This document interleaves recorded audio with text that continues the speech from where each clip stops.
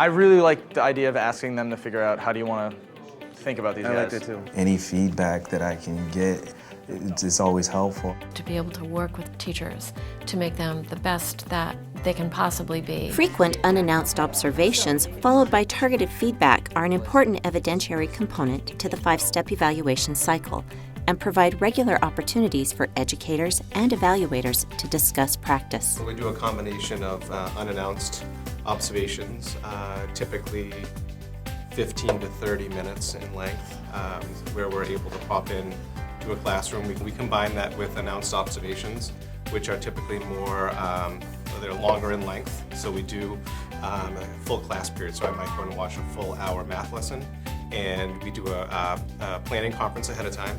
So the teachers come prepared with some information about the lesson that they have prepared. So they may want some feedback on their classroom management or their use of time, transitions, that sort of thing. And so we sit down, we talk about the lesson, talk about what they want feedback on. Do they do any kind of self-assessment? They do. So I think it's important for every evaluator to develop a system. The way we have it divided up simply, and I like, is that you give positive comments, you ask questions, and then a couple of suggestions.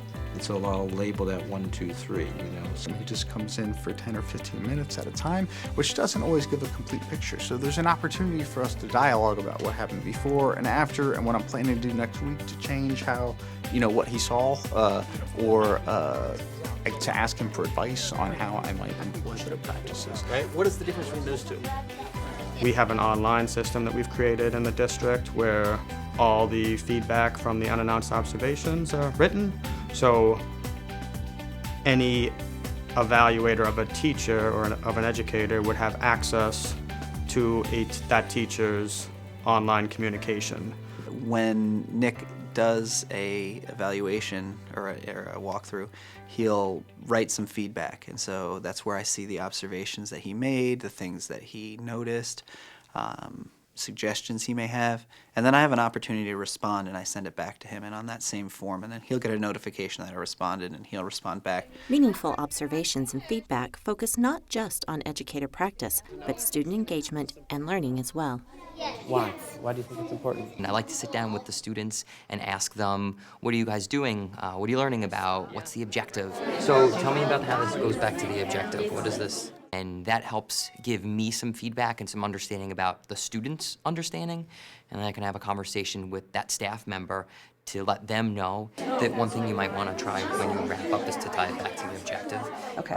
Educators benefit from the support, authentic feedback, and new ideas gained from peer observations, even when it's non-evaluative. Meaningful observations and feedback can also take place outside of the classroom. While we're going through this whole lesson, I'm going to ask you at the very end. You need to ask yourself this, and it's every day, every time you're in here, and I say this a lot. Why is this important to me? Just last week, we got a sub that rotates through the classes, so we're each able to see each other's classrooms. And the goal and objective was just to, what's one takeaway and what's one question that you have? We have often said to a teacher who might need a few more tools in his or her toolbox, here are some teachers that would be maybe useful for you to go sit in on. We'll get a sub for you while you go take a block and go check things out. I really enjoy and appreciate the snapshot that it gives me of what somebody is doing at for different units and for different classes. It's not just all observations of lessons, because there's so much more that goes into. So it's parent meetings, it's special education meetings, it's staff meetings or professional development. If a teacher went out on a professional day and received some PD, you can ask, how did it go, and can you reflect on that? So it's been an opportunity for us to give teachers some varied feedback. When we study school improvement, relational trust is probably the most important factor. And I would say, so in a professional learning community, so how we are with each other, how we talk to each other, how we share ideas with each other, and the kind of trust we have with each other is fundamental to this work. I have a really trusting relationship with my administrator. And I feel like it is, like the last time he was in there, it was a really great class. And I kind of was disappointed because it's helpful when things go wrong and he can help me. Yeah, so you have 3 criteria you just teased out that made a 4. And most of the time we're either getting constructive feedback or they're complimenting the work that we're doing, which only then makes you feel even more comfortable when they come in, because the next time you're like, okay. All right. So one question I had for you was, do you think they know what you mean by creative? Do you think they need to unpack it at all? Or do you think, where do you think kids lie on that spectrum of when she says creative? You know what? That What is do a you think she fantastic question, because I don't know that I have thought that all the way through. Okay.